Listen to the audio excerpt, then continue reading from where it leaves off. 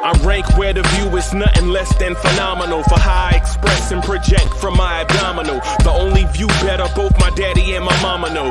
No living parents, my sons give me balance. My wife is my serenity, this mic is my identity. The world is foul enough, that's why I write without obscenities. Provoking danger with broken language and spoken anguish. Begging to get hurt, why would you ask to go through changes? Yes, Lord, life's a chessboard, master the angles. Control the tempo, be the one who holds the info. Acknowledge is just as deadly as machete swings. When spoken, the truth is as potent as that Medellin. While others swear the style is free, I just let it ring. Our time is undervalued, soldiers make us better kings. My family's on my shoulder, reaching after better things. Today I take the shot, for them I'd rather set the screen. My mama told me follow my dreams. My daddy told me get it by any means. Stand tall, make him bow to a king. But I've evolved, you can see the result. Look in my eyes when you speaking to God. Life and for those who we caught up in using what I was taught with the muse. I guess they call it proving I'm more than an artist. Penciling out my darkest while stenciling out a harvest. And storing what gets me from A to B, just like garages. Instrumental with collages. Envision what I've been drawing. Broadway to give you rhythm like the great Lena Horne. So bent on, found comfort in the storm. Find peace and on when you see them others perform. Organized chaos, outcasted like hey ya.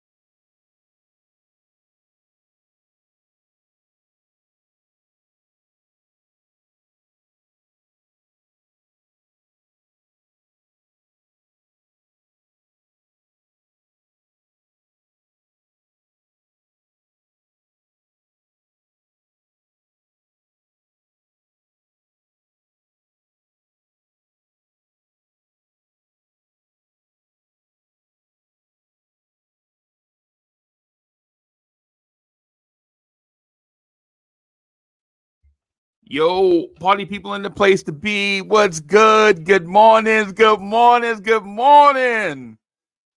Man, the NBA regular season is almost here. Welcome to the premier Knicks in the Morning Time show. I am the host, the number one chief rocker in Knicks universe, main man, Uncle Freezie, and welcome to the Knicks Morning Drive. So if you are in your car, be safe. If you are at work, be safe.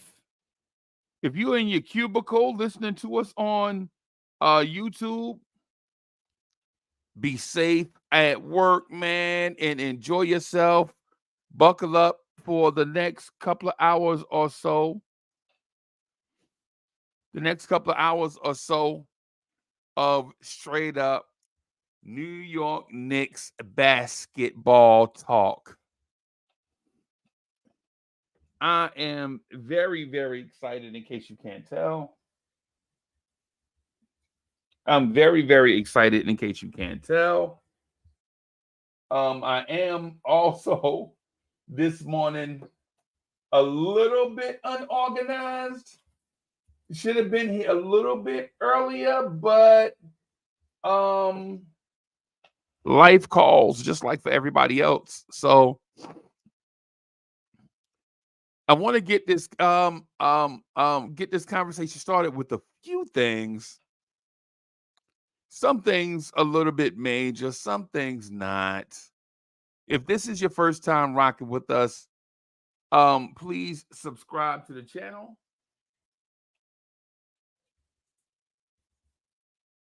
Subscribe to the channel. I'm gonna also say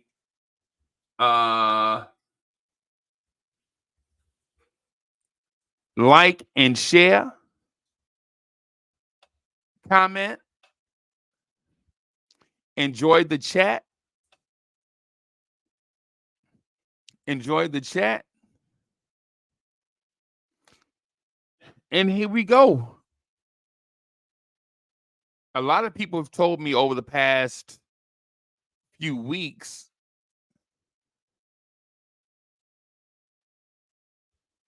that they believe this Knicks roster is too small.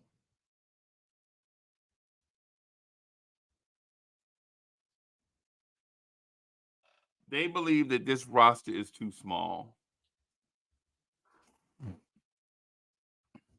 And what I'm going to say to everybody is we might be short. I don't quite know if we are small,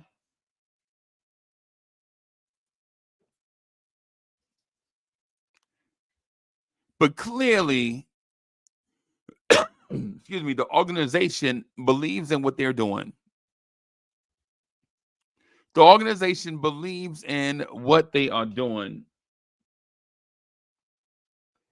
So I believe something is amiss. And what the fans believe and what the coaching staff believes and what the organization believes. Now, the organization and the coaches may be on the same page. If they are, kudos to them. But for those of us that have been around basketball for quite some time, we understand when you go against the trend, it's risky.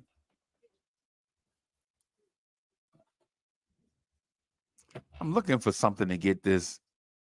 I'm looking for something to get this beard more jumpy this morning. Are the Knicks too small? Let me see here. I wish I had an in-house. I wish I had an in-house producer that could rock with me while I do this stuff. Because now I have to. I'm trying to work on a graphic to put up while I talk to you guys. Let me see. Are the Knicks too small? I don't know. Chat, tell me what y'all think. Are the Knicks too small?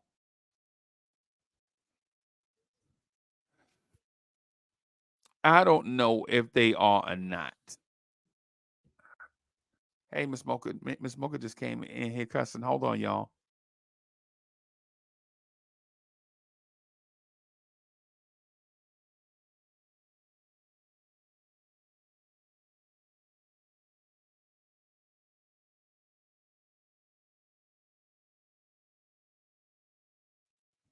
That makes things better.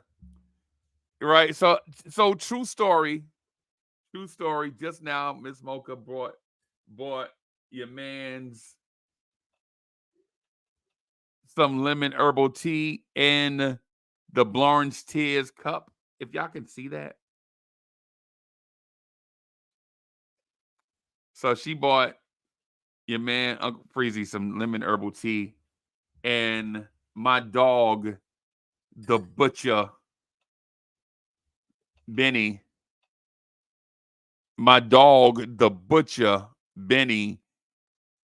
bumped her and caused her to get a boo-boo on her hand. And I stole the opportunity to kiss her boo-boo right there in front of everybody. So, and for the Blorange Tears fan, I know we corny. I know me and Miss Mocha are corny. I know y'all gonna say that, man. Y'all corny, man. Y'all corny, man. You gonna kiss her boo-boo on national TV? We want to talk about Jalen Brunson. I know. Relax. We're gonna talk about Jalen Brunson. Everybody, relax. We're gonna talk Jalen Brunson, right? But I gotta make sure the miniature version of Monica McNutt is okay. But I think we older than Monica. I think you older than Monica McNutt. So Monica McNutt might be the taller version of her. So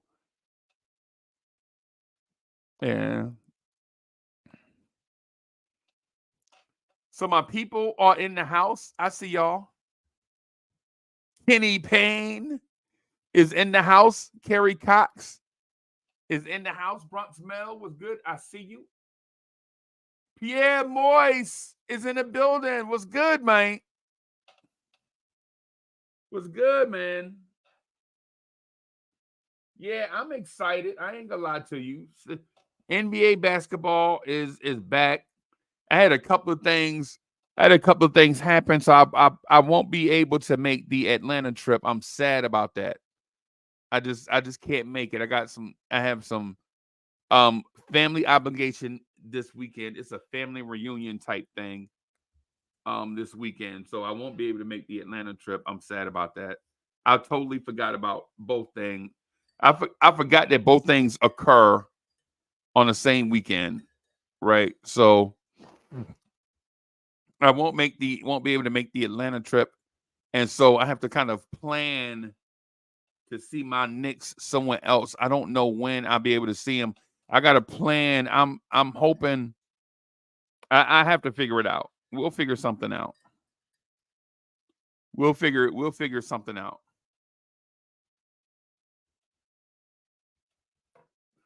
Right. We'll figure something out. But I am coming to see y'all this season. I'm speaking it into existence. I am making my way to the city to come see y'all. And hopefully y'all can come see me live in person, as opposed to seeing me on this computer screen all the time.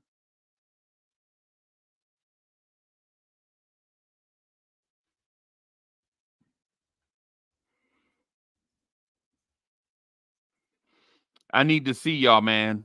And y'all need to see me. I need to see y'all and y'all need to see me. Because I've been here rocking for quite some time. And I think y'all need to see who I am in person and see how we roll in person.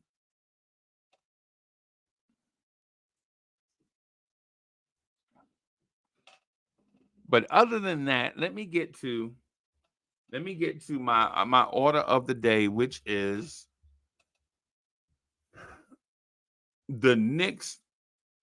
Knicks fans think the Knicks are too small.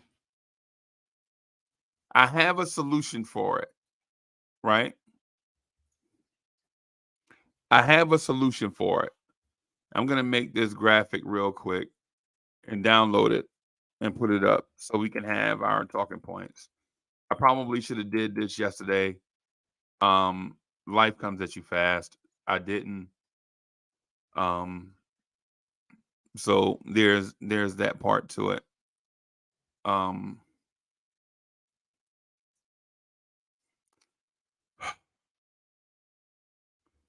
So the Knicks are wanting to run small ball. It's clear, it's apparent from the offensive sets that they ran in preseason.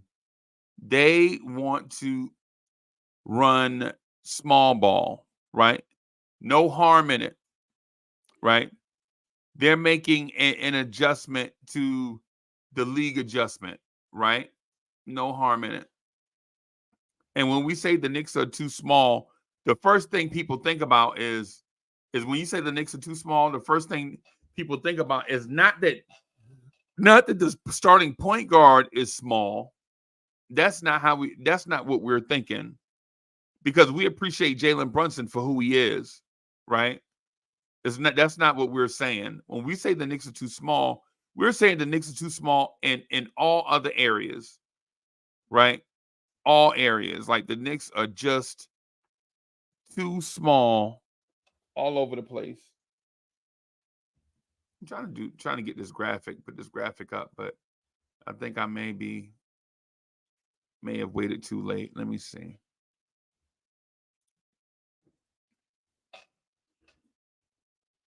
Waves. That's always good. Videos. How about we do it that way, Uncle Freezie? Bam. We'll do it that way.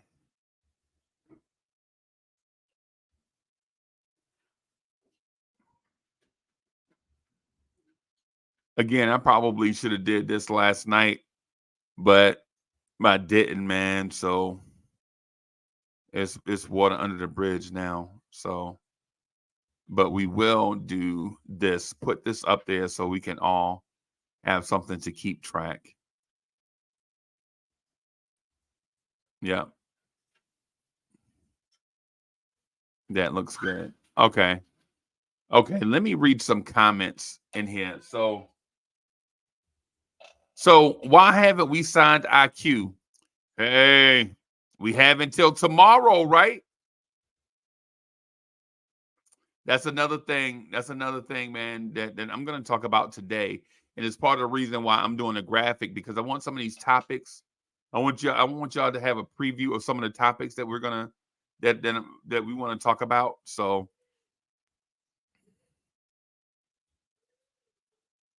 and Benny is in there whining. Benny, you gotta relax, bro. Benny, you gotta relax, bro. All right. So why haven't we signed Quickley, right? That's another thing I want to talk about. I'm gonna see, because now the Quickley thing is a dilemma now. It's no longer a talking point. The thing with Emmanuel Quickley is now a dilemma.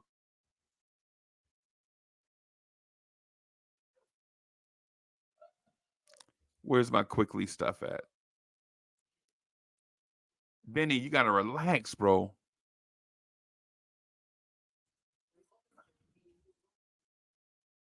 Miss Mocha is in there fussing at Benny right now, everybody. That's hilarious. All right, so the Quickley dilemma.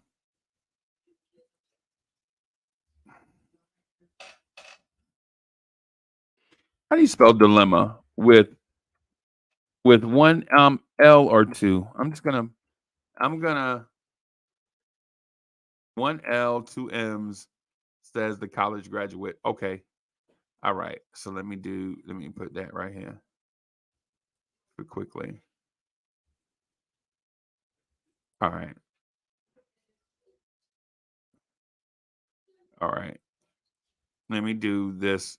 Everybody, I apologize. I'm just gonna load this here, put that there, turn that orange, turn that blue. Oh, I thought I was gonna turn it blue. Turn that blue. All right. All right. So let me do this a couple of times. All right. So I'm doing this on the fly. So if there is a mistake in it, yeah, bear with me. Okay. Wish I had a producer or something, man, that could do this for me while I talk. I like to talk. Project Nerd HQ is in the building. Hey, what's good, boss man? Bronx Mel says, soon as maybe as soon as we move Evan's money, we can pay quickly. Let me tell y'all the solution that I offered to Boulevard 73.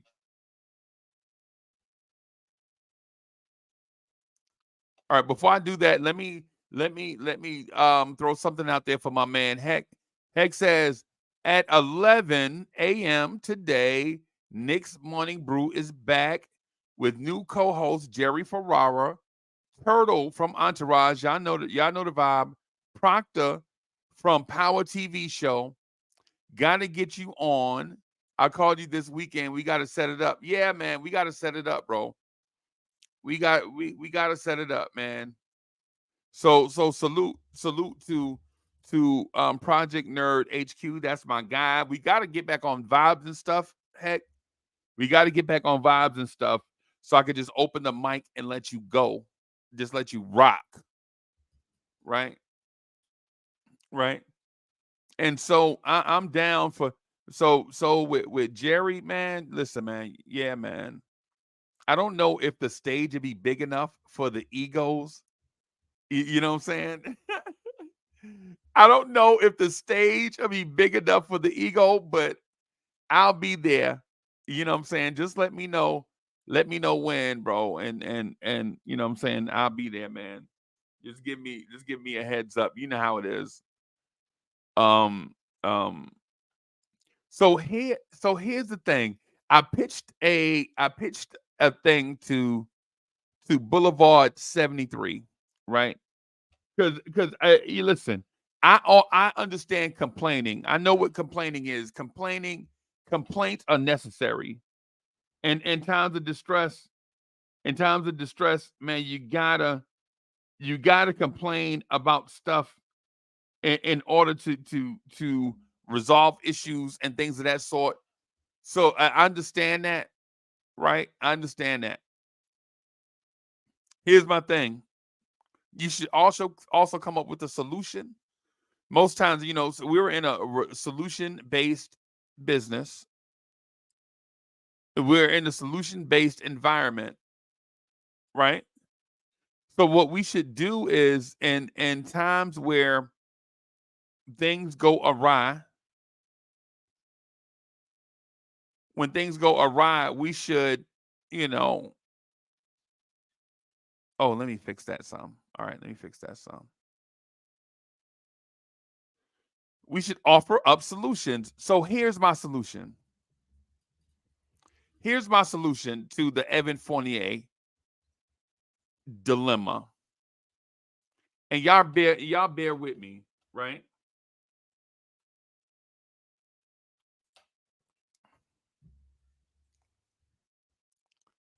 In my opinion, Evan Fournier is on a different wave than the Knicks. Evan Fournier is on a different wave than the Knicks. He's on a different timeline than the Knicks. Evan Fournier wants to reestablish his career so that it won't continue to negatively impact his career earnings. Evan Fournier was not drafted by the Knicks. He didn't even play his early years with the Knicks. Evan Fournier is a very good international basketball player. Does his style fit with what the Knicks want to do? Absolutely not. Absolutely not. Right? But is he a good player? Yes.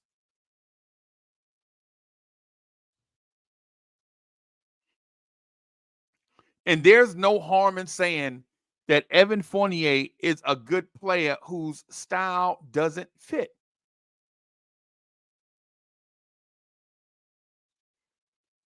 His style just doesn't fit.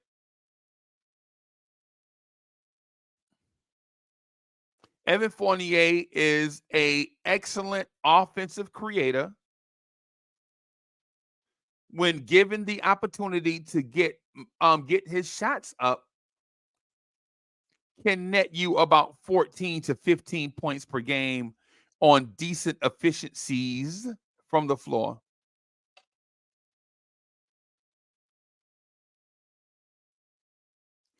But that doesn't fit what the Knicks are looking to do right now. The Knicks are looking for Swiss Army knives at every position. That's what the Knicks want, right? The Knicks want 6'5" guys that can defend, navigate screens, deny entry passes, deny the basketball, deny the dribble, knock down open shots, and create just enough to keep the defense moving. Evan Fournier is absolutely not that. Evan Fournier is a ball-dominant scorer in the old shooting guard sense. Evan Fournier is the classic shooting guard type. That prototypical 6'6" shooting guard that can dribble, pass, and shoot, and defense is a team thing.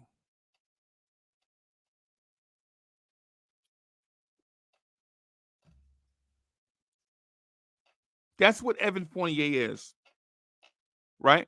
Does that fit what the Knicks want to do? Absolutely not. Absolutely not.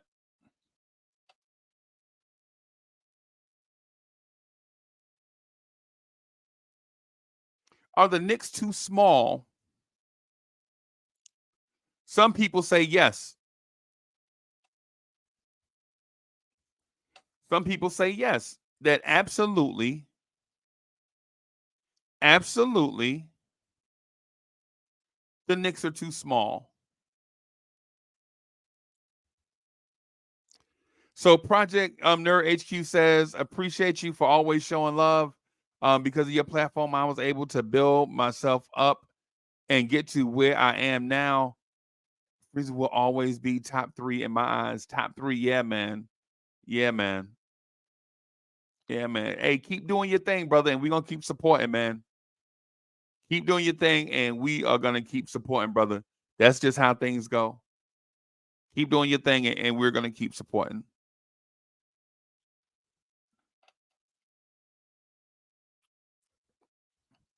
And not only that, but shout out to the crew, Jigga and everybody. I see y'all doing great stuff, man. Y'all keep doing y'all thing, man.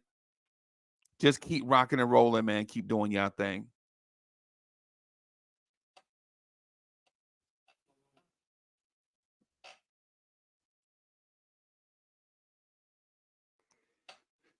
So my thing is Evan Fournier isn't a fit. The Knicks are too small. Then why not trade Evan Fournier for the size that you need on the roster? Makes sense, right?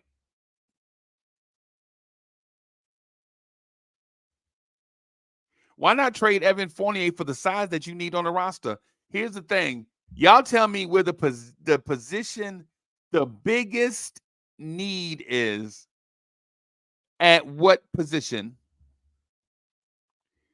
On the roster, in the rotation, where is the biggest need in the 10-man rotation, 9-man rotation?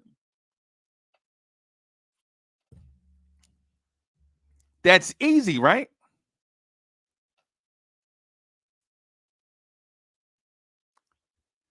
Hey, there we go. Salute, salute, salute, and good morning.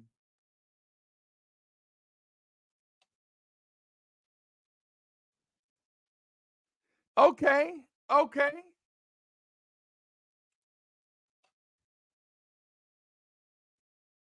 All right.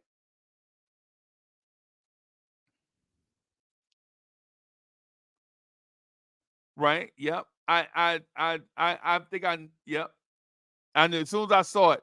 As soon as I saw, hey Kush, as soon as I saw it, I knew what you were talking about. I knew what you were saying. Right. So here's my thing with that. If the backup power forward position is your desperate spot of need,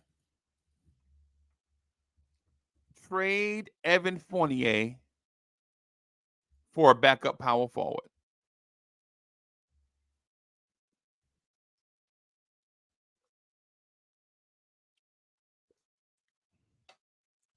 Now, here's the thing. What backup power forward is out there that fits the Tom Thibodeau system?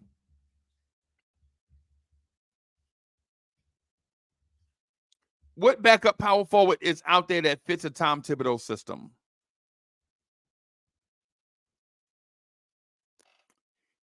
A lot of y'all y'all know already where I am going with this.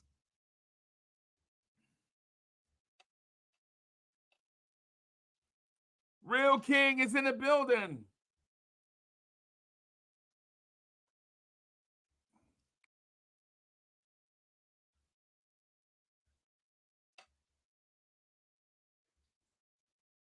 The legend says, I agree. Josh Hart will play small forward shooting guard. Yep. Yep. And listen, y'all, this is the thing that I want y'all to think about as we go forward. And I'm not creating a narrative, but what I'd like to do is for y'all to think about positions this way off the bench. Outside of Quickley and Hartenstein, there are no positions. It's positionless. Outside of Quickley and Hartenstein, there are no positions. Everything is positionless.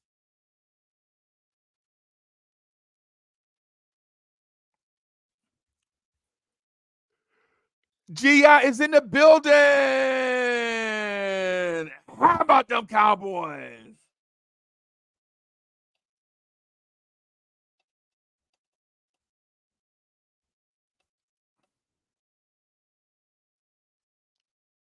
What backup power forward out there would the Knicks trade for that Tom Thibodeau would play right away? That's a small list, right? Some would say that list doesn't even exist. I'm telling you that there is one trade that if you pull it off, benefits both sides. Right now, everybody plays, everybody's happy in the short term, medium term, and long term.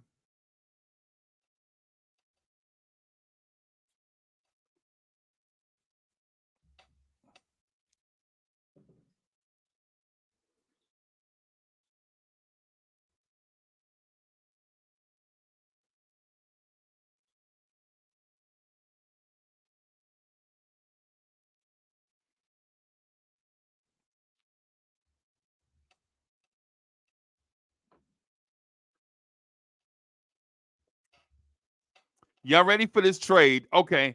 The clear backup power forward that comes to New York and plays right away in a Tom Thibodeau system is Taj Gibson.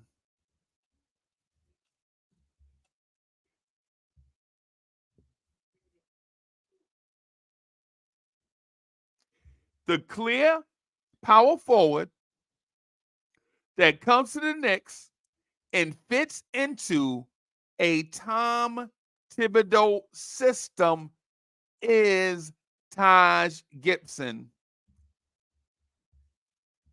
Well, what do you give up to get a Taj Gibson?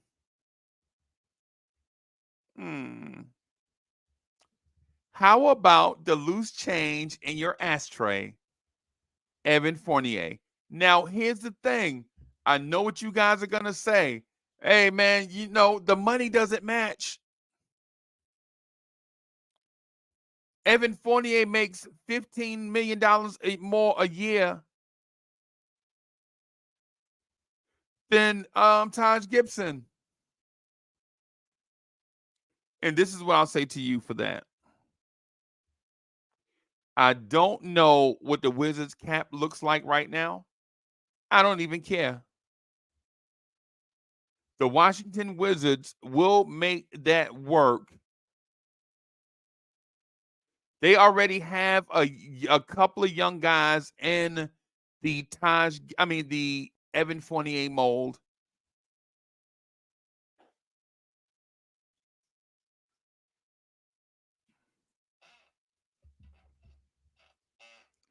And a rebuilding team would take that expiring $19 million contract and either let him play all year and then have him come off the books next summer, or flip him at the deadline to a contender for a young asset or draft picks. What the Knicks will do, how does this benefit the Knicks? First of all, the commanded salary for the Knicks would go down about $15 million. That's why we would do it. We're salary dumping, right? Now, is Taj Gibson a legit insertion into the 10-man rotation top 12 player? Probably not. Tibbs will probably play Sims over Taj, right? But what you would get from Taj is veteran leadership and a veteran presence in the playoffs. These are the things that Knicks fans have to think about as we go forward. We are no longer a team that is just set on, you know, what'll happen.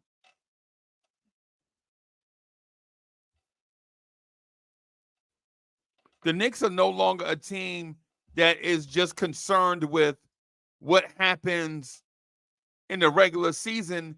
We have eyes on the playoffs and big games and the playoff push.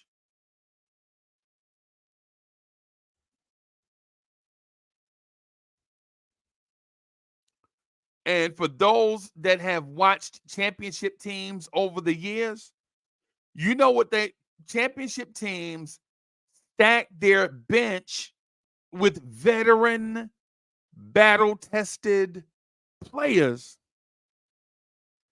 And Taj Gibson is a veteran, battle-tested player. So the idea of trading Evan Fournier for a top 3 pick is never going to happen. Never.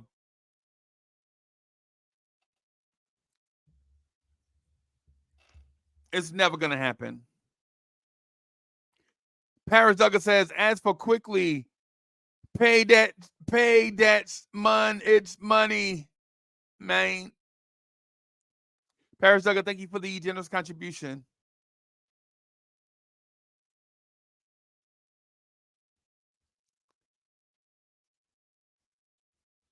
Shout out to our ace, Paris Duggar, in the building.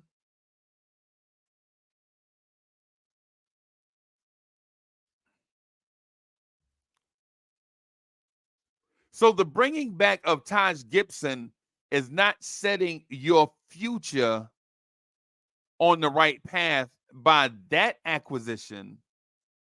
But what it does do is it brings you in a veteran presence that is battle tested. And the reason why I use that as a key to pull the trigger on for the Knicks is if you brought in Ryan Archie Diacono for that purpose, And if you brought in Dante DiVincenzo for that purpose,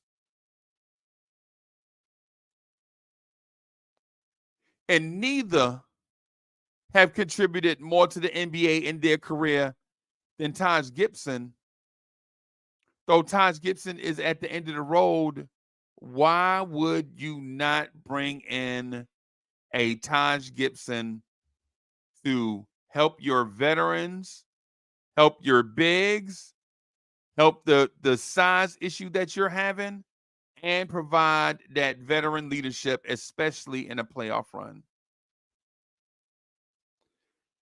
DSJ is in the building. DSJ says, salute to everyone in the chat. Salute to Uncle Freezie, Ben, Blorange Tears. What's happening?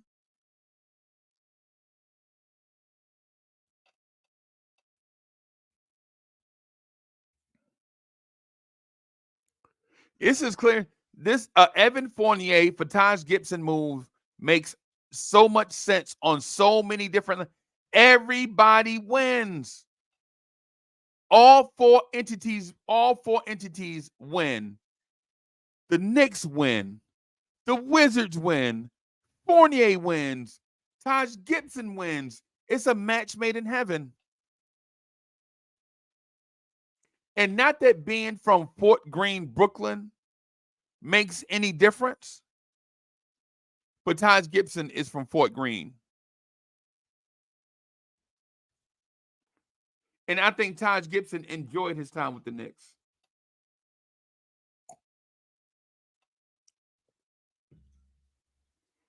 And I think Taj Gibson's voice in the Garden, or at the Garden, I should say, Taj Gibson's voice on this very young team is helpful. In the grand scheme of things, if you're asking me, Uncle Freezie, if you're asking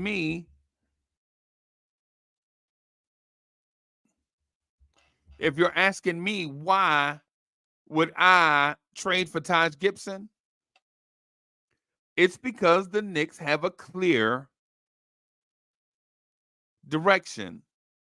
They want to set the culture. They want to set up a winning culture.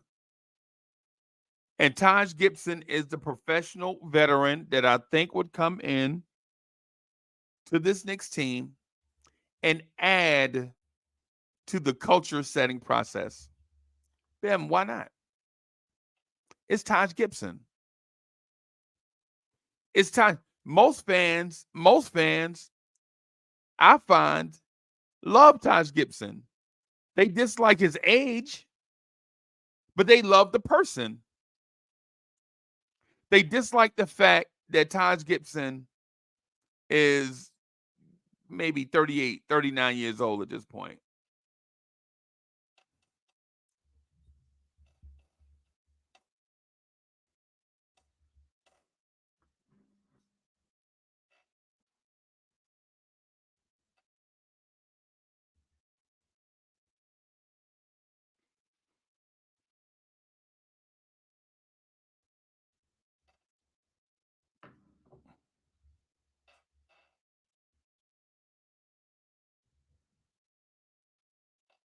Yo, my man Keith Turner is in the building.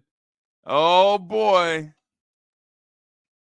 Every time I see Keith Turner, I think Tom Cruise. Every time I see Keith Turner, no lie, every time I see Keith Turner, I think Tom Cruise.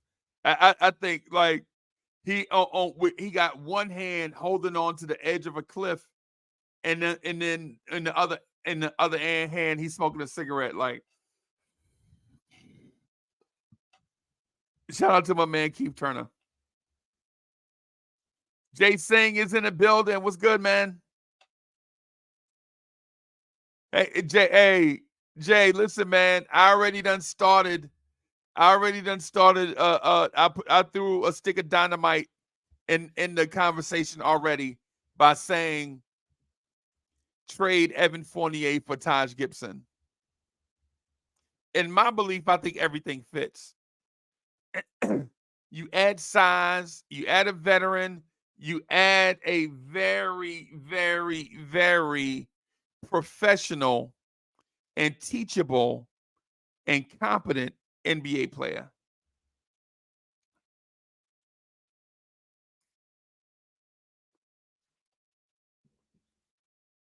Plus, these situations, these situations lend themselves to veterans.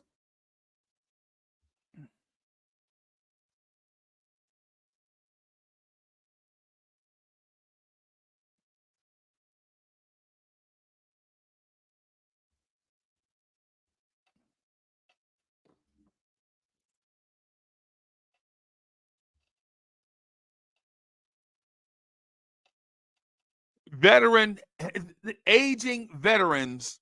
Think about this as you digest what I mentioned. Have you ever seen, or have you ever seen a situation where a veteran at the end of his career wants to leave a team to chase a ring? Paris Jugger says the reason why I'm low energy about the Knicks is, of course, I'm rooting for them to do well, but my real energy the last few years was to see our draft picks all becoming a growing juggernaut in 3 years. Them, yep. And listen, I already got that part. I already knew what the low vibration was. I already knew what the low vibration was, right? I knew that. You know what I'm saying? I'm saying that respectfully. I'm saying that respectfully. I already knew what that low vibration was about, right? Sometimes the Knicks will let us down, and there is nothing to it. They don't say anything. I already knew that. But if this leads to us winning the championship, then I'm all for it. But if it's, the same old Knicks in about 2 or 3 years, we'll have that conversation about all around the world, same Knicks.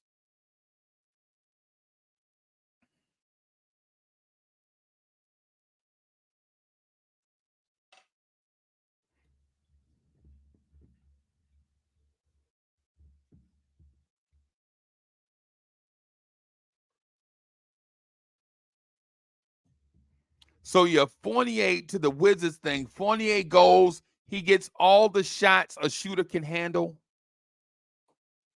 The Wizards get $19 million in cap space next summer to continue to add to their rebuild. The Knicks get Taj Gibson and get cap space this year. Maneuverability this season. Gives the Knicks the flexibility to make a move in season this season.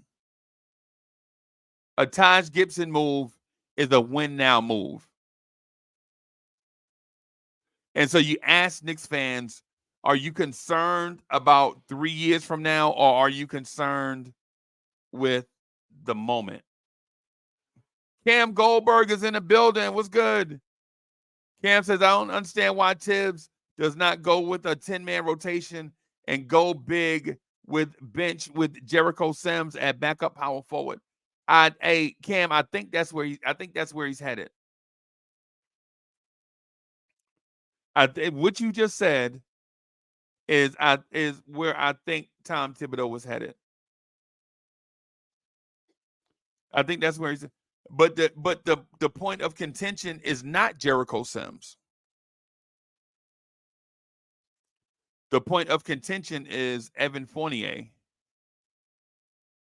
See, you could play Jerry. You could do the Fournier for Taj Gibson deal and still play Jericho Sims in that spot. And then when injuries start to kick in, you have a break glass in case of emergency veteran and Taj Gibson, who you don't have to bring up to speed because he's already there. In my mind. In my mind, that's what you're doing. Morning, Grandmother. Hola and Jumbo. Hey, yeah, man. Yeah, man. Yeah, man.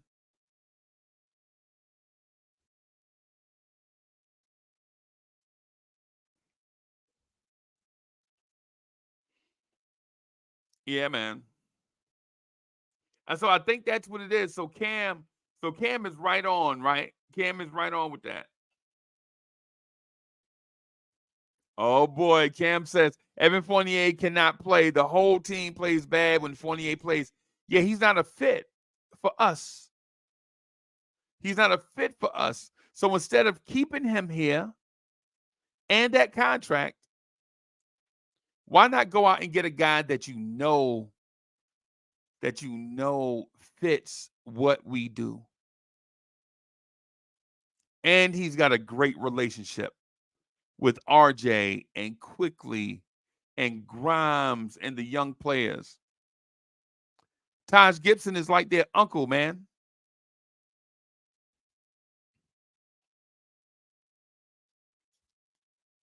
You know RJ loves that dude. You know IQ loves that dude, right? You know Obi like that dude. You know all the young guys, the young guys, they loved Taj Gibson. Even Mitch.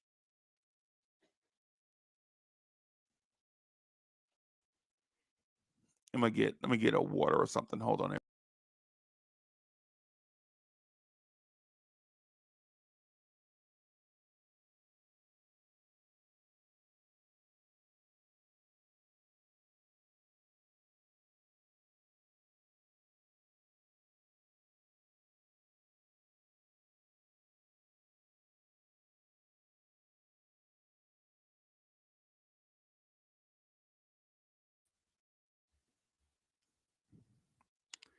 All right, let me slide back to.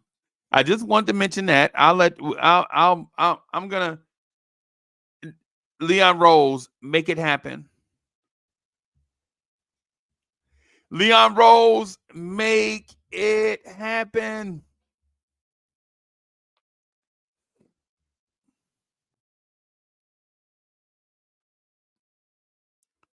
Leon Rose make that happen. Evan Fournier for Taj Gibson.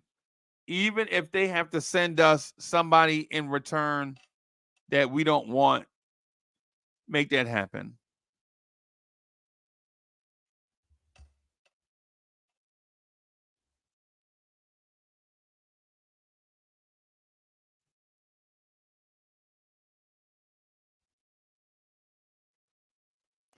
I'm gonna look at the Wizards roster really quickly, and then I'll be done with it.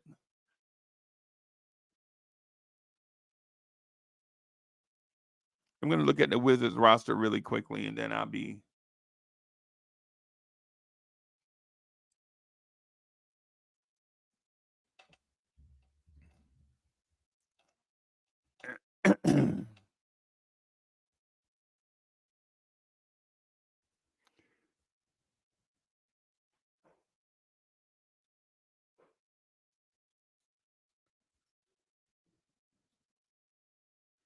The Wizards have some intriguing talent, man.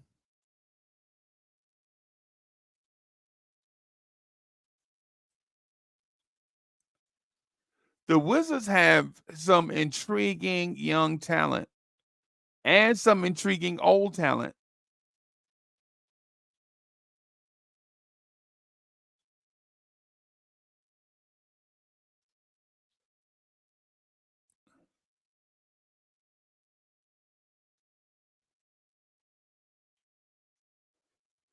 The Wizards have some intriguing talent.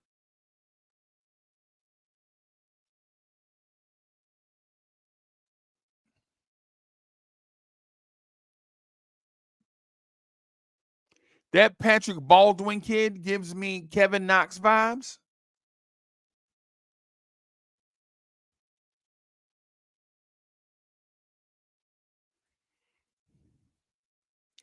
Hey, so how does the money work? The money works in a sense like the Wizards are not a team that's over the cap, and they're not gonna approach the salary cap. right? I don't know what their exact figure is, right, at this moment. But the Wizards, it appears, are in a position where we can do a trade to Washington, give them that 19 million, and they still won't go over the cap, right? Or the taxable apron is what I should say.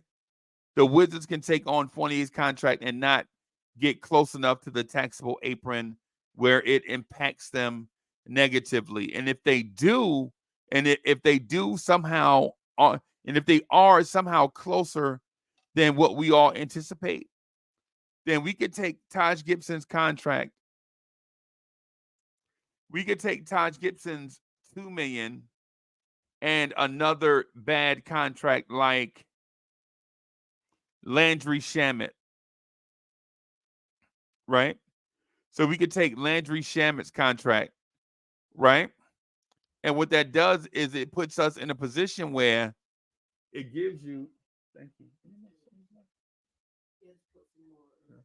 Is it cold? It's not cold. Okay. This is. Oh, okay. All right. Thank you. Okay. Thank you, Miss Mocha, looking out for me.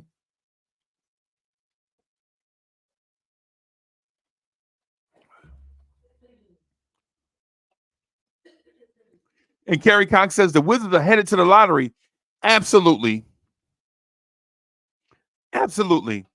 And we can help them get there by giving them a one-dimensional shooting guard that would probably be a mentor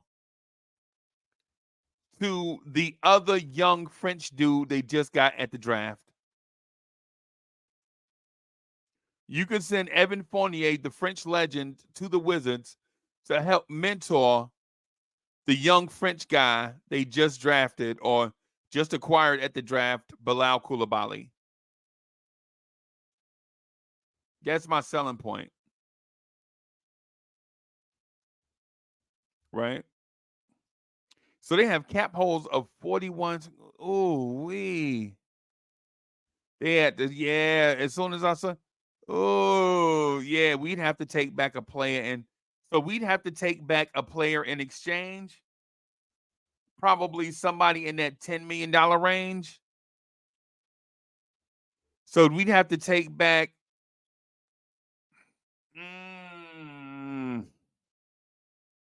So we have to take back Landry Shamet or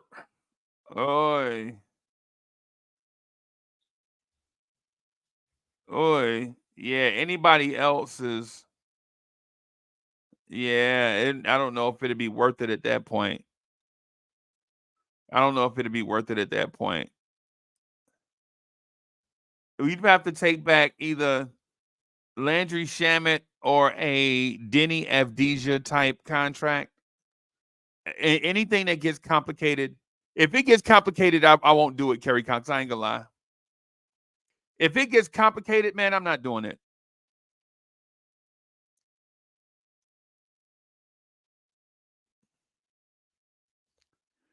And Cam says, interesting that the Wizards blew out the Knicks, and then they got blown out by the Raptors with their starters and their rotation on the floor. Right? Yeah. No. I saw that.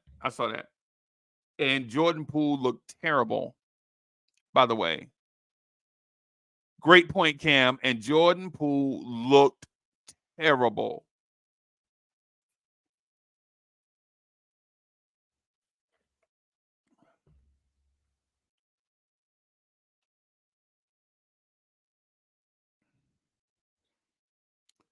And Kerry Cox says, I would love to get a 6'9" wing defender that can play the 2, 3, and 4 and on offense and guard 2s, 3s, and 4s on defense. I would love to get my hands on that. Really?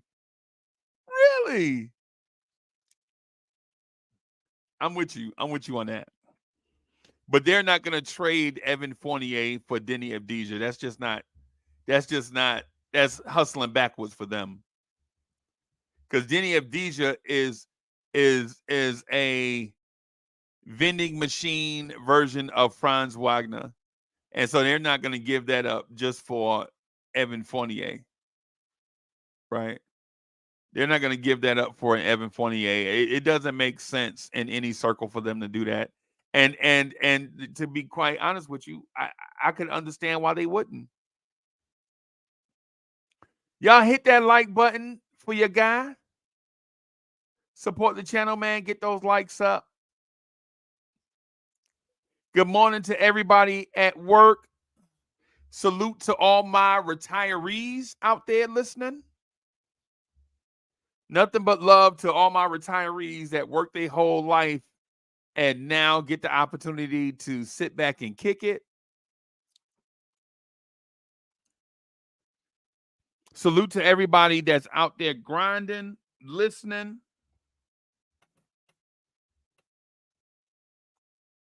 Salute to y'all.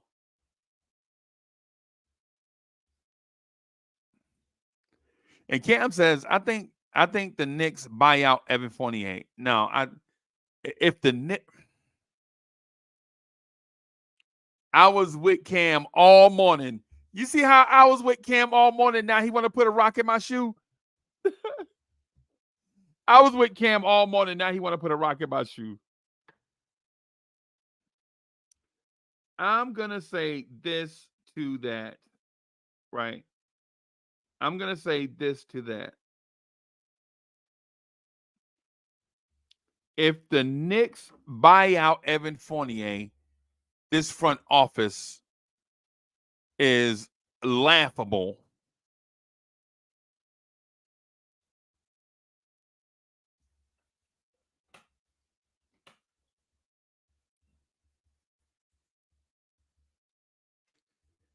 If the Knicks buy out Evan Fournier, I would be on the verge of starting the campaign to look for a new front office.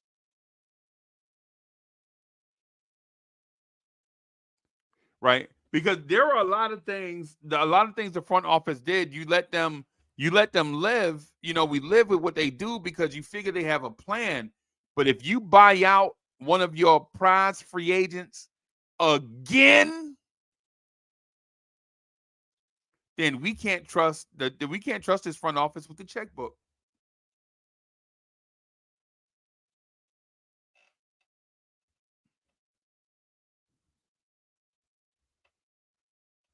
If they buy out Evan Fournier, we can no longer trust them with the checkbook. See, because now it's no longer Nerlens Noel, 3 years, $30 million. It's no longer Alec Burks. It's no longer Austin Rivers. It's no longer Kemba Walker. All these moves in 3 years, everything's backfiring. Elfrid Payton. What are we doing? We can't trust them with the checkbook no more if that's what we're doing. So I don't think they're gonna do that. I think they're gonna trade. They'll probably trade him or hold him all year.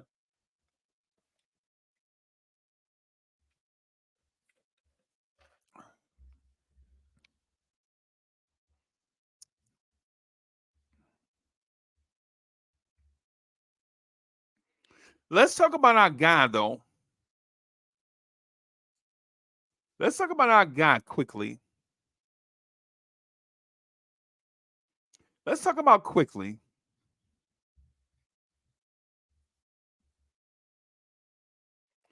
Emmanuel Quickley, kudos to him for standing his ground.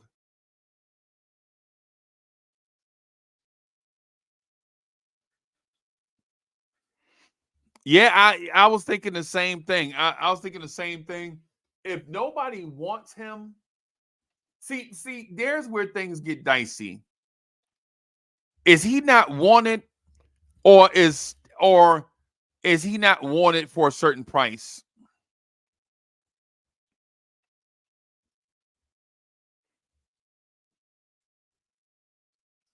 Is he not wanted, or is he just not wanted at a certain price? In my mind, I think the Knicks asking price may be too high for Evan Fournier.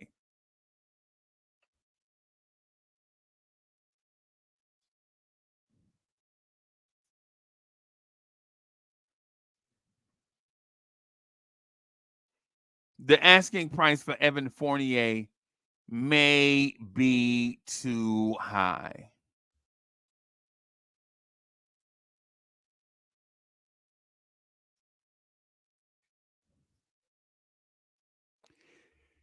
Evan Fournier should be traded at the ultimate of discounts.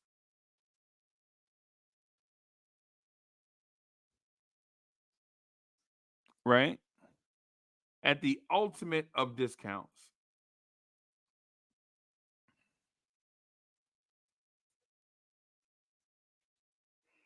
Right? I don't think there's a world. I don't think there is a world where Evan Fournier is going to go for equal value.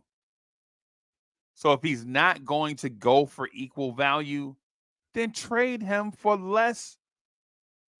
Then put him in the discount rack.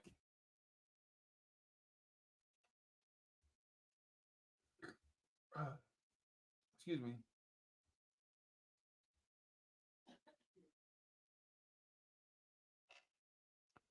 The worst thing you can do with a diminishing asset is hold that diminishing asset at its original price. Right? There was a time when people wore name belts, right? You know, you get the belt with the belt buckle have your name on it, you know what I'm saying? Whatever your street name was, Kid Rock, Crush Crew, you know, Pimp Daddy, whatever your name was, you would get it on your name belt, right? Right? You get your name belt. Now, as adults, we don't do that. 40 years late. Oh, 40 years. Wow. Has it been 40 years? 40 years later, people don't do that anymore. So name belts don't go for the same price. So you got to get in where you fit in with the Evan Fournier. Right? You got to get what you can get for Evan Fournier. But here's my thing on Quickley.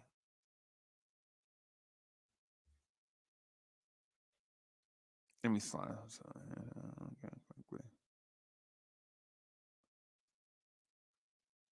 Here's my thing on Quickley. Clearly, there is a Emmanuel Quickley dilemma.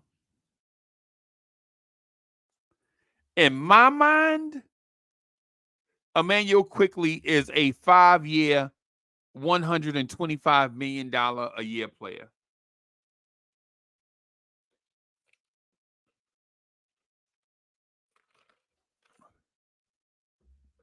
In my mind.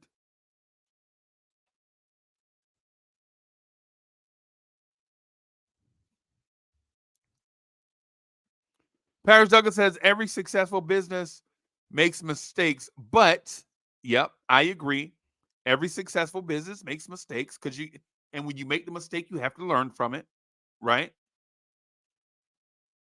The most important thing is they spend what it takes as fast as possible to right their mistakes so they could go forward in their success in their business. Absolutely, Paris Duggar.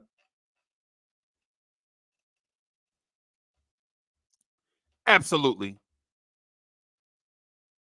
Absolutely. I'm absolutely with you on this one.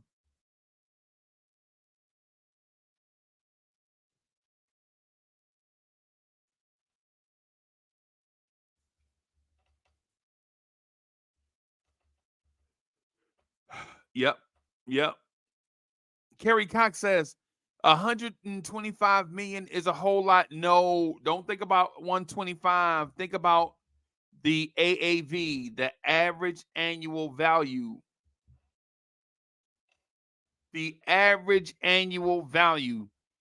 And then when you think about the AAV, don't think about the AAV in the year that it starts. Think about the AAV in the middle of the contract towards the end.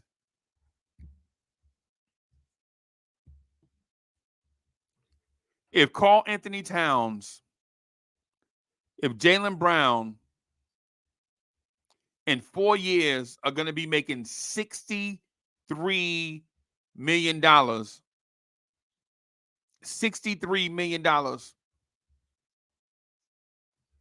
how can we complain about Quickley, who by that time, who mind you, he's a developing player. By that time, Emmanuel Quickley will probably be close to all NBA defense,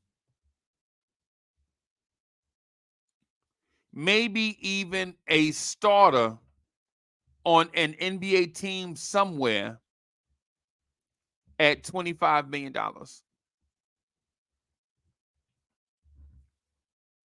See, because we could complain about Quickley making $25 million a year, and I could talk to you right now about how the Knicks waste $25 million a year every year. Last year we wasted $33 million on Derrick Rose and Evan Fournier. We absolutely can't complain about Quickley making 25.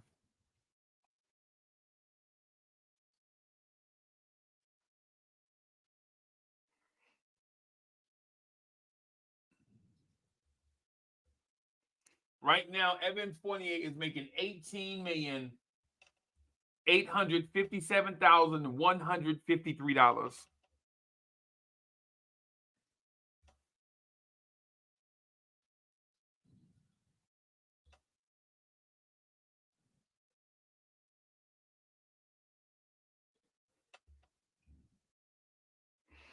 I just don't understand it.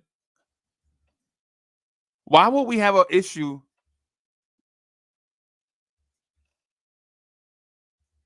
Why would we have an issue with Quickley making $25 million for the next 5 seasons and being in a 3-guard rotation with 2 other young up-and-coming guards when Jordan Poole provides zero defense, zero defense, and he's making $27 million right now? If you ask, and this is me being totally honest with you guys, totally honest. If you ask me today which player I would rather start a franchise with, Jordan Poole or Emmanuel Quickley, I will unequivocally, probably 8 times out of 10, say Emmanuel Quickley.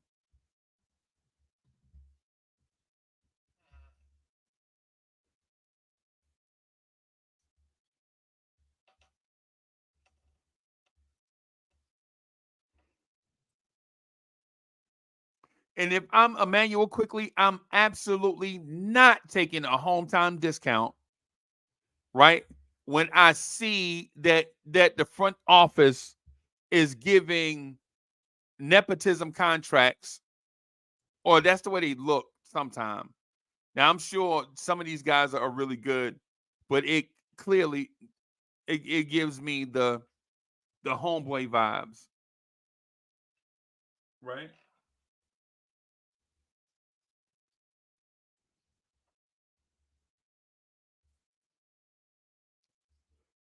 If I'm Quickley, why would I take a hometown discount when we saw you trade away a lottery pick in Obi Toppin for 2 second-round picks, but you signed Ryan Arcidiacono and he's here to stay? What has Ryan Arcidiacono done in the NBA on any team, on any level, ever?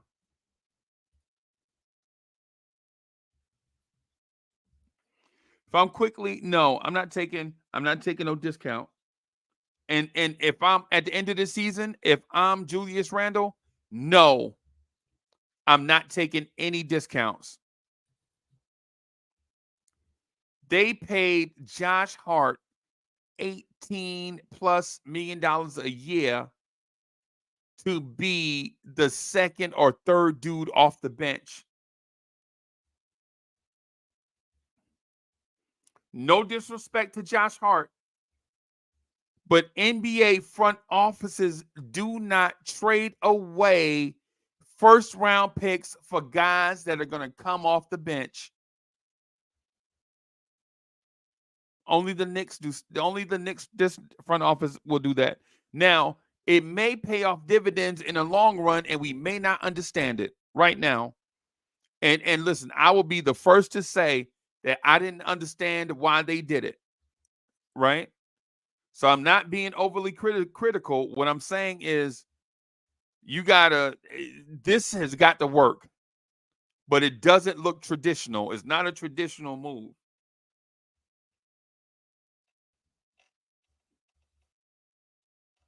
Mr. Hinton says, sorry, I'm taking Poole. Yeah, some people like J.R. Smith, bro. I'm not starting my franchise with a J.R. Smith, Lance Stevenson type player, bro.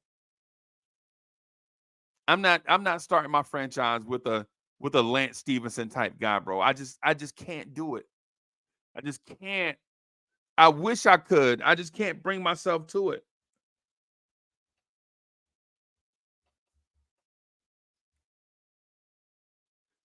You saw Spool's value in the playoff games while IQ was folding like a cheap. No, you saw Jordan Poole's value as a Lance Stevenson type role player with 2, maybe 3, maybe 4 Hall of Famers on the floor with him. But if you are starting a franchise, which was the caveat, was if I'm starting a franchise, I'm starting that franchise with Emmanuel Quickley. I'm not starting a franchise with Lance Stevenson. I just can't. When Jordan Poole's shot is not going, what else does he do?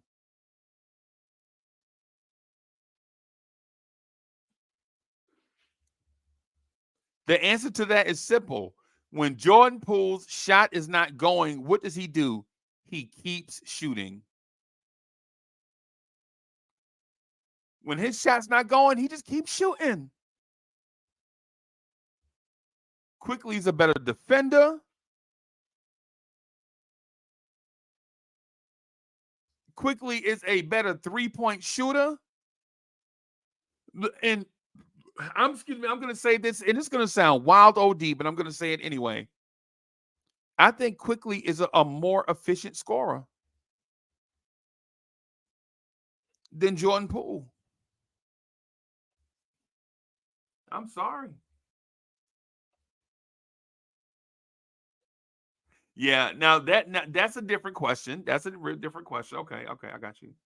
Otherwise, is in the building. What's good, man?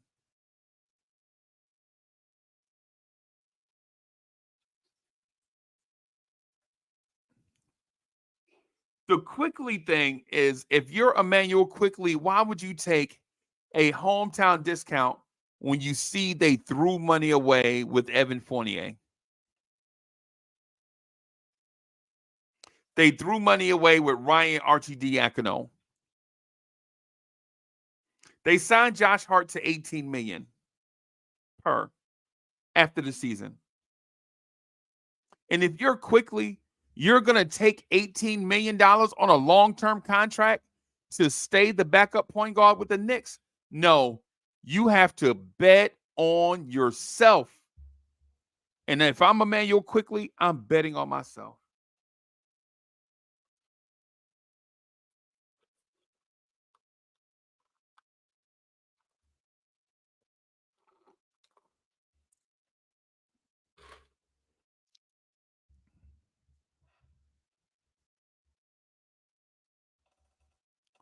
LR1 says, listen, man, IQ ain't worth what he wants. Playoffs, no show twice.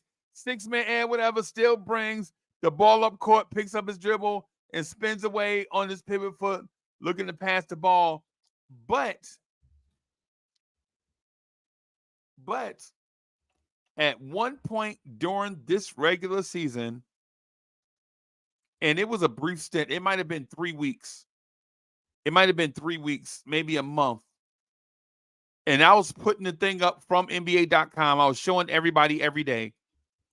For about a 2-week to a month stretch, Emmanuel Quickley and Grayson Allen were the best defenders in the NBA, and NBA.com provided the stats to back it up.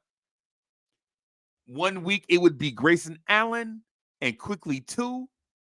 The next week it would be Quickley 1, Grayson Allen 4, but they flip-flop in that space for about a month. Emmanuel Quickley, well, for what people don't understand, Emmanuel Quickley's best asset is not him chucking threes from 28 feet. Emmanuel Quickley's best asset is him being a two-way player. His best asset is on-ball defense. And the sooner you recognize that as a Knicks fan, the more educated you'll be and the more willing you will be to pay Emmanuel Quickley that money. It's not something I made up. I showed it during the course of the season. I referenced it. NBA.com. I put it on the screen. Showed everybody. But everybody that was saying, oh, Quickley's just a chucker, that's all he does. No, he's not that. Emmanuel Quickley is the best all-around player on our roster. Period. It's not even close. Emmanuel Quickley is the best all-around player the Knicks have. And I think his representation knows that. Is he the best scorer on this team? No. Is he the best rebounder on this team? No. Is he the best assist man playmaker on this team? You can maybe make a case for him. I'm going to say no. But when you combine all of that, Emmanuel Quickley is the best all-around player on this roster. Is Jalen Brunson a better scorer? Absolutely. Is Jalen Brunson even in the conversation when it comes to defense? Hell no. It's not even up for discussion, the defense between Jalen Brunson and Emmanuel Quickley. It's not even a question. As good as Jalen Brunson is offensively, Quickley defensively is that, or maybe even better. But Quickley can also score and play make a little bit and brings that big star energy to a team that needs big star energy.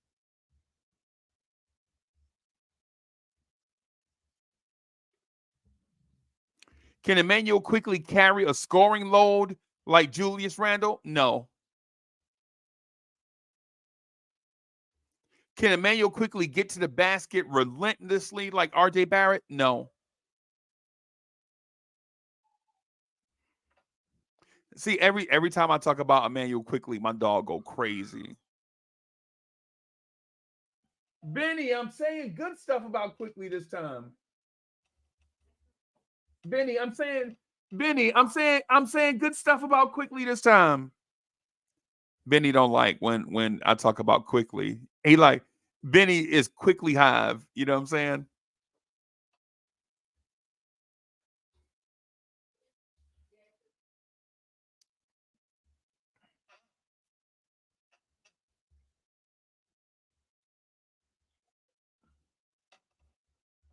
So Mr. Murphy says that's why Quickley is gonna be out of here.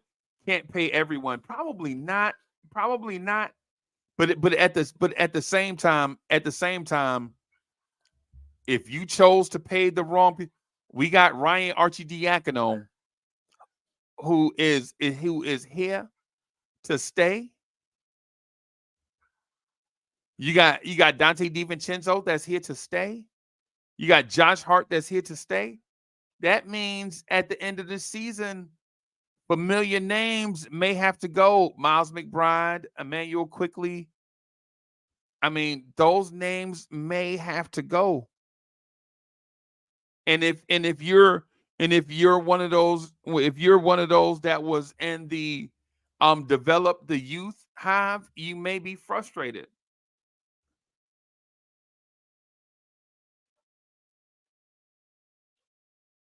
What I'm gonna ask is, as a Knicks fan and a fan of you guys, and you know what I'm saying, the homie that rock with y'all, if this thing doesn't go the organization's way, if Quickly doesn't take a sucker contract, if Quickly don't sign for 5 years, 75 million, which would be the sucker move of the decade, if you're Emmanuel Quickly, don't blame Quickly for the money when you saw the Knicks throw money at Alec Burks, Nerlens Noel, Evan Fournier, throw all that money at them, and they did nothing.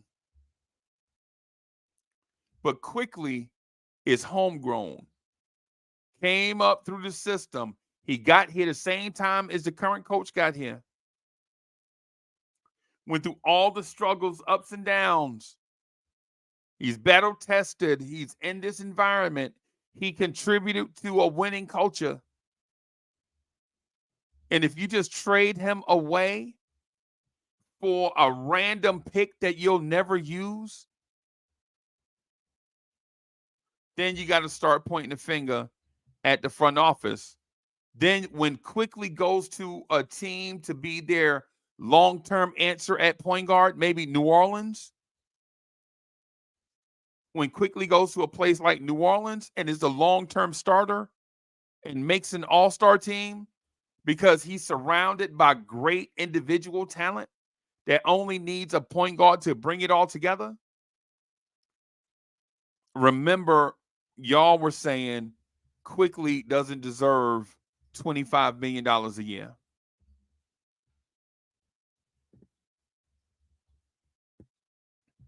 When Quickly goes to a team and is the long-term answer, the long-term solution at point guard, remember these conversations, right? I don't want to hear the Trevor Ariza was here on our bench. All we had to do was nah. We said Trevor Ariza would never win a championship. Trevor Ariza is not a championship player. Really? Okay. We would trade Emmanuel Quickley and keep Ryan Arcidiacono.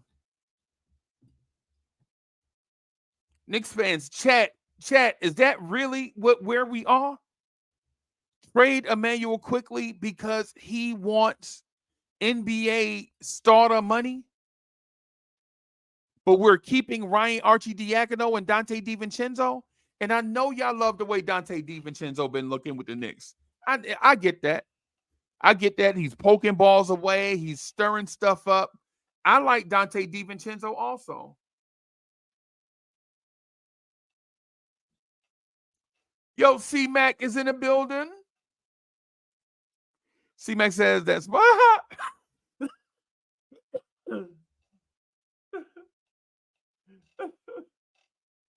Yeah, man. Yeah, man. Just think about it, man. I'm not trying to drive a wedge between Knicks fans. All I'm saying is all the conversations that we have, all the narratives we put, all the comments in the chat, all these things point to if Quickly doesn't take a hometown discount, then trade him. For what? Say you get 2 first-round picks, one in 2028 and one in 2030. Bruh, it's 2023. So now you trade away Quickly. Now the person that's in Quickly's role is Dante DiVincenzo.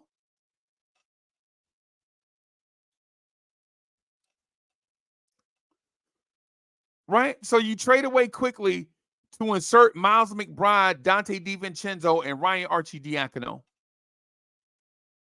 Is that what you really want? How has Dante DiVincenzo look so far? And I know he needs some time. It's a new environment, new teammates, and I'm sure he's going to play very good basketball once he gets acclimated to his new teammates. Right? How's Deuce McBride look? And that's our guy. Shout out to Deuce McBride, fan of the show, and we're a big fan of him. But is he as good as Quickley is right now? They're the same age. They're around the same age.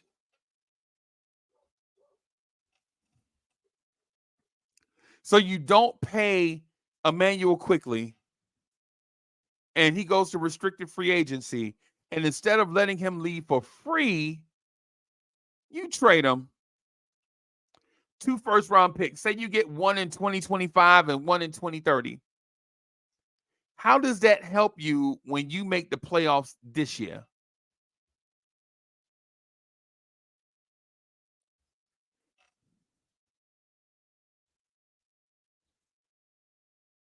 How?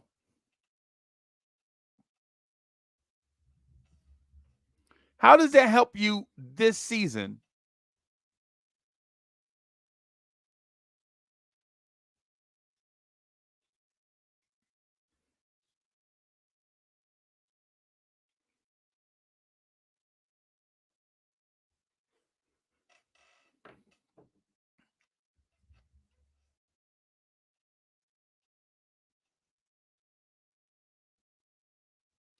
Think about these things. Like the conversations we have, I know sometimes we have conversations that are linear. Like we have splintered conversations all across Nick's universe. And everybody is saying like these different weird things. What we should basically talk about is the Knicks drafted a guy that has value around the NBA. Now, when's the last time the Knicks drafted a guy? Name another Knick that's been drafted recently that has value around the NBA.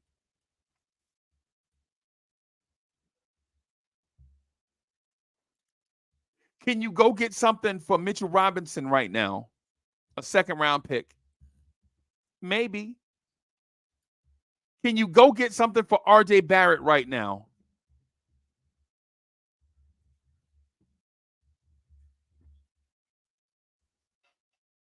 Can you go get something for Deuce McBride right now?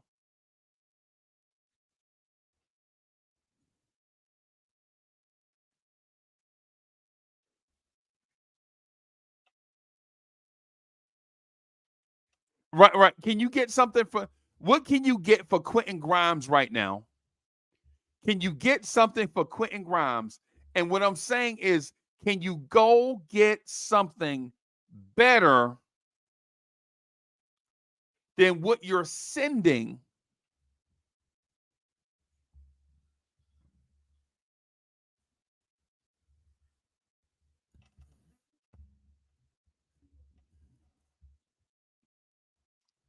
So if you're a Knicks fan and you hear all these conversations, oh, Quickley's being selfish, Quickley wants too much money, Quickley will never be a starter, the Knicks are too small, the Knicks are over the salary cap. When you hear all these things, none of these things are Emmanuel Quickley's fault.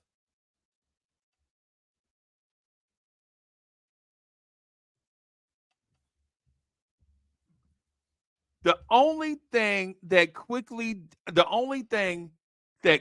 has done since he's been here is, for the most part, stayed healthy. For the most part, Quickley injured in the playoffs. Y'all know that was a dirty move. Y'all saw Quickley. The reason why we lost Game 6 to Miami is because Quickley didn't play. Y'all know that, but we won't recognize it. Right? Y'all know that, but we won't acknowledge. Like we were talking about, Jalen Brunson turned the ball over in the last such as a blah blah blah. Man, listen. If Quickley was available, Josh Hart wouldn't have been on the floor. Period. But y'all saw Bam Adebayo dive on that man's ankle. Y'all saw it.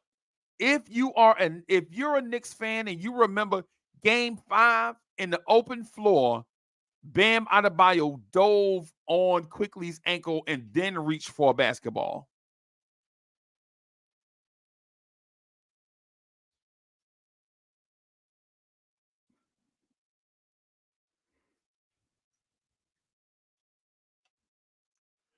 We talk about Game 6. Oh, man, Game 6, RJ was 1 for 10. Randall didn't show up, blah, blah, blah. Quickley didn't play.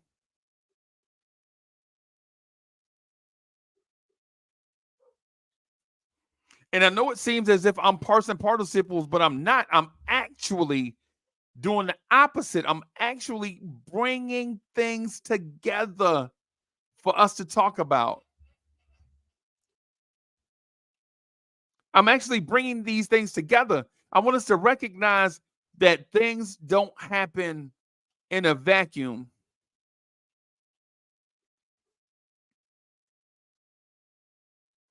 Things don't happen in a vacuum, man. Pay Quickley that money. Cut the check. Because when you get to a point where, if you get to a point where you are backsliding on your own draft picks,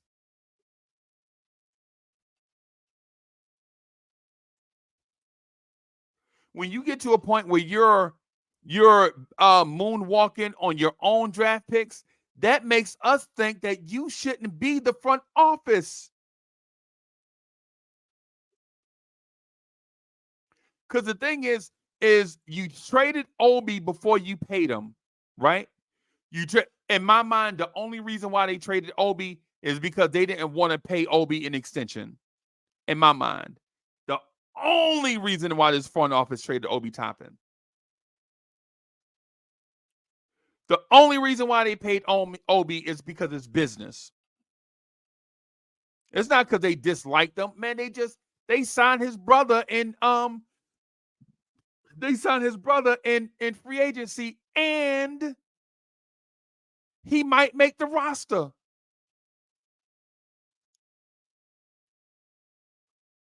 They signed his brother on draft night, and he might make the roster. It's not a dislike for Obi thing. It's business.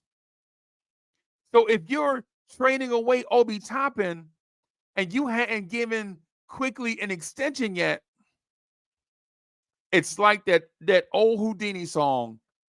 It all comes down to the money, whether it's rainy or snowy or sunny. With Quickley, everybody knows Quickley's a great player, but the thing about Quickley being a good player is the narrative surrounding money. We have Evan Fournier on our bench right now making $19 million, basically 18.857 something, and doing nothing. We got Ryan Arcidiacono on a vet minimum, right? Ryan Arcidiacono on a vet minimum.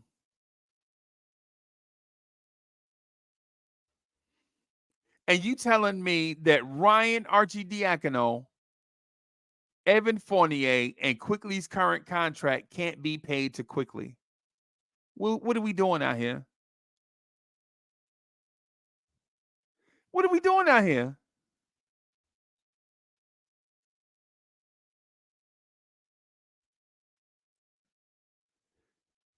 I don't understand it. I don't understand it at all. I don't even understand the conversation. It's not like you're paying a guy for potential anymore. You're not paying Quickley for potential anymore. You are paying Emmanuel Quickley. You are paying Emmanuel Quickley for production because he's producing. And for those that don't know what For those that say stuff like, oh man, Emmanuel Quickley, all he does is just jack up shots, and you can't listen to those folks anymore. You can't listen to those folks anymore. Last year, in theory, Quickley averaged 14.9 something points a game. So that's 15 points a game. He grabbed off the bench as a guard, off the bench, he grabbed you 4 rebounds. A point guard off the bench grabbed you 4 rebounds, dished out 4 assists. He shot 44.8% from the floor.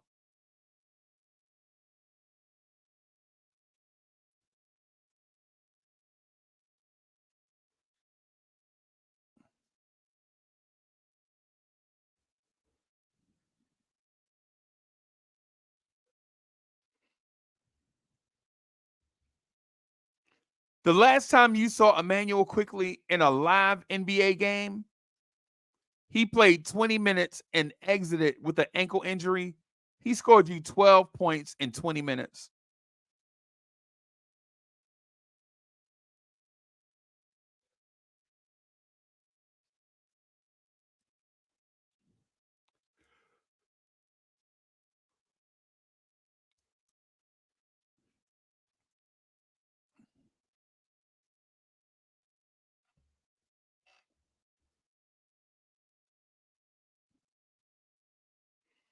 And here's the stat. I'm gonna put this on the screen because a lot of people, there's a weird narrative out there about Josh Hart saving the season, right? There's a weird narrative out there about Josh Hart saving the season. Salute to Josh Hart. I'm not diminishing Josh Hart. But what I want people to understand is this. I gotta mute ESPN because ESPN will play stupid. Okay. All right. So I have ESPN muted. So hopefully y'all won't hear ESPN when I pull this up. But I want to show this to you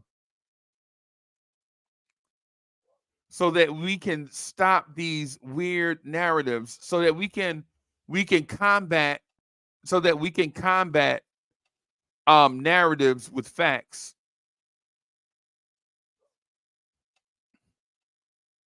What I want y'all to see on the screen is pre-All-Star break, Emmanuel Quickley shot 43.7% from the floor, 35% from 3, and 82.4% from the free throw line. He averaged 12.7 points.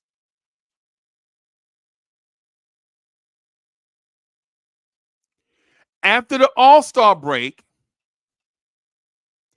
Emmanuel Quickley's minutes skyrocketed. He averaged 32.2 minutes a game. That's essential for you to know. But everybody's saying just trade Quickley because Quickley $25 million a year for 5 years is too much to pay Quickley, right? I want you to know these are facts. I'm going to put facts on the screen, right? Facts. You see the source. The source is ESPN. You know this is not a made-up content creator stat. I'm using ESPN's website. It's right here in front of you for you to look at. After the All-Star break, Emmanuel Quickley started taking 15.3 shots per game. Before the All-Star break, he was taking 10. So Quickley started taking 5 more shots a game. But that's not the impressive part. The impressive part is before the All-Star break, on limited shots, he was shooting 43.7. After the All-Star break, Quickley, with more minutes and more shots, became more efficient. Emmanuel Quickley, after the All-Star break, shot 46.6% from the floor, he took more threes. He went from 4.9 before the All-Star break at 35%. After the All-Star break, he took 7.6 threes a game. And his three-point percentage in that time went up 5 percentage points.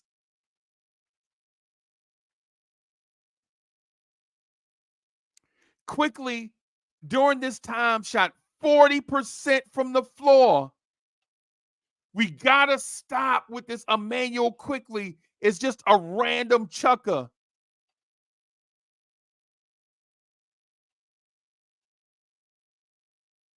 What are we doing out here? You see it for yourself, right? And I know content creators, listen, I know a lot of our data comes from content creators. I am a content creator, but what I'm showing you is facts. This is not a narrative. What I'm showing you is data. What else does Quickley have to prove to you that he's worth $25 million a year easy? $25 million is the baseline for Quickley.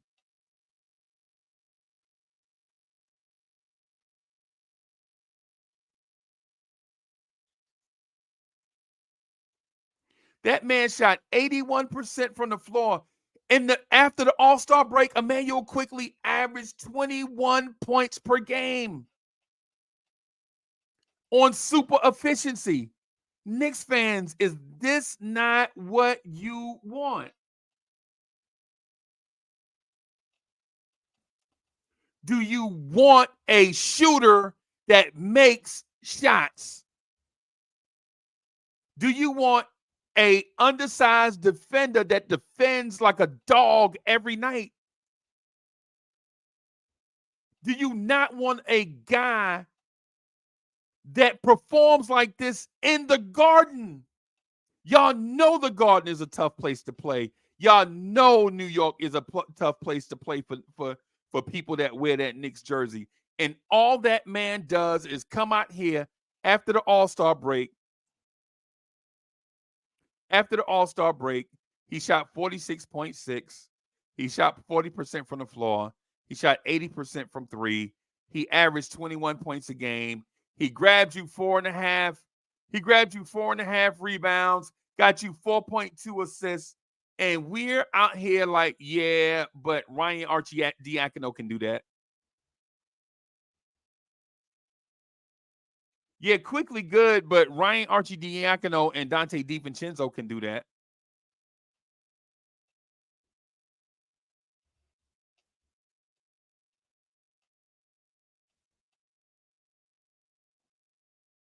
The other thing I wanted y'all to look at too, also,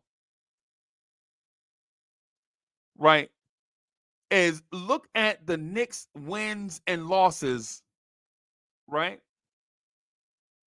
When Quickley is involved in our offense, we win. When Emmanuel Quickley is involved in our offense, we win. When the offense is all about other people touching it, driving to the basket, bouncing bricks off the backboard, not shooting free throws well, being the golden child, all this stuff. You know what I'm saying? I mean, come on, what are we doing?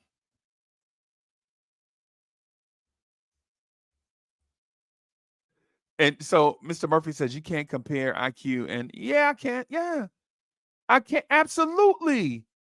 Absolutely, I can. Because if you get rid of Quickley, who are you inserting?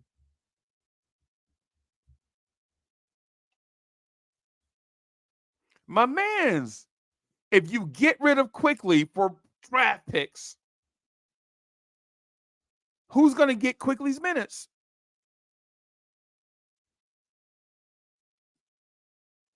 I mean, I know you're not going to just get rid of Quickley and then give all those minutes to Dante DiVincenzo. Because here's the thing.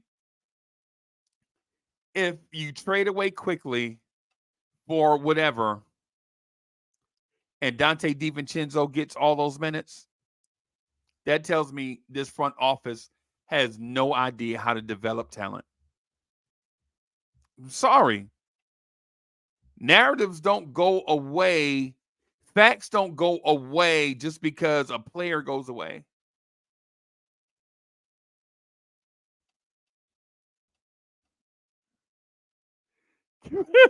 King Reed says, stop throwing shots at Broadway Barrett. No, that's not That's not what I'm doing. That's not what I'm doing, right? What I'm saying to everybody is, in the curious case of Emmanuel Quickley, let's appreciate what we have. Let's appreciate what we have in Emmanuel Quickley. Trading Emmanuel Quickley is not going to solve our issue, right? How we solve this issue is use the allotted amount of money we have more wisely. We can't keep signing Kemba Walker, Austin Rivers, Evan Fournier, cutting Elfrid Payton and then bringing them back, giving contracts to Norvel Pelle, Nerlens Noel, right? We can't keep throwing money away, and then when it comes time for us to pay a real bill, we're like, we can't pay a real bill because we don't have money.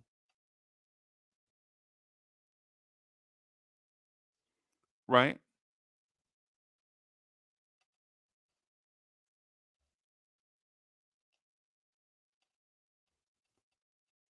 We threw money away with Evan Fournier. Right? And now it's time to pay Quickley, and we're like, no, we don't have no bread. We threw money at Alec Burks, who I like, by the way. We threw money away on Alec Burks, and then now when it comes time to pay the young draft picks, we're trading them to Indiana for 2 second-round picks.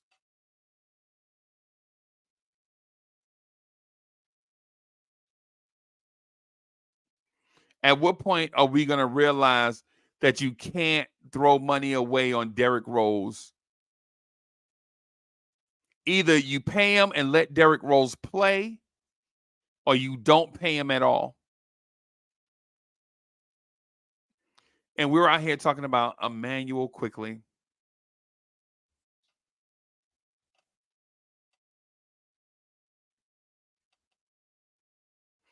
All right, everybody, that's all I got, man. I'm going to try to jump back on later this afternoon, man. Y'all got me fired up about Quickley. Y'all got me fired up about Quickley and RJ and what this tandem is going to be in the future, because we out here protecting Ryan Arcidiacono, who's here in an advisor role. We should have just kept Jeff Van Gundy if we needed an advisor. We could have just kept Jeff Van Gundy. I don't like him either. What are we out here doing? Quickley, after the All-Star break, when we needed him, down the stretch of the season, we out here giving kudos to the Nova boys. And all Quickley did down the stretch was shoot 47% from the floor, 40% from three, play elite defense, average 30 minutes a game, and get you 21 points a game as the team's third best player.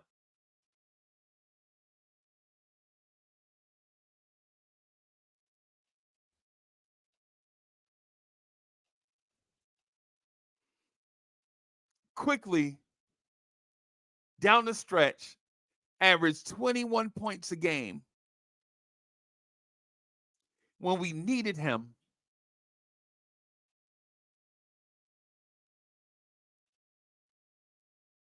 Anyway, party people, I'm out of here. Thank y'all for rocking with the Knicks morning drive. Come back tomorrow. We're going to have more conversations like this. This is what we do every morning.